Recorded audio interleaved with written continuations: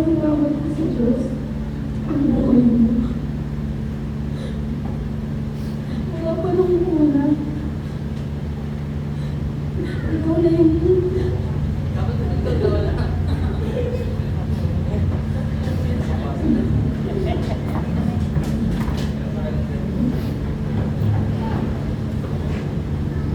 wala pa nung una.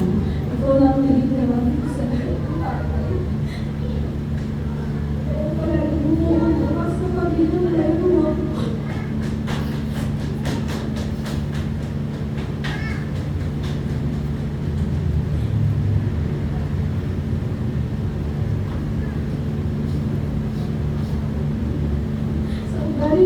madalas, nakakainis. Sa mga pinis mo, padalos sa dalos, at parang nagis mo, audition mo, bago-bago.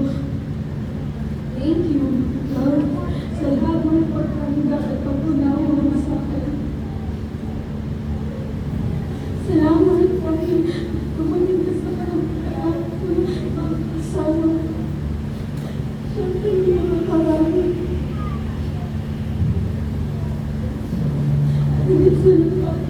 Salamat tayo sa iyo. Nagkaroon ako ng salitang matatawag ko sa sarili kong pamilya.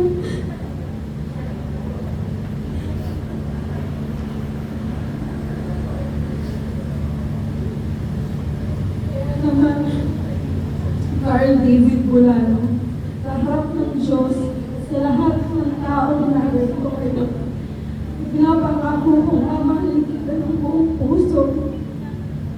Walang mag-aalinlangan. Pangako ko hindi lang magiging asawa mo, hindi magiging matalik kong kaibigan at pinagtantanan niya. Yung palagi mong pwedeng kapitan ng kasayama.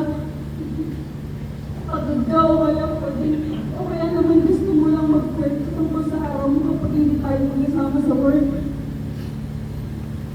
Pangako ko na lagi akong nasa tabi mo, makakasamat mo ng karamay mo sa bawat saya, pagsubok at hamon ng buhay.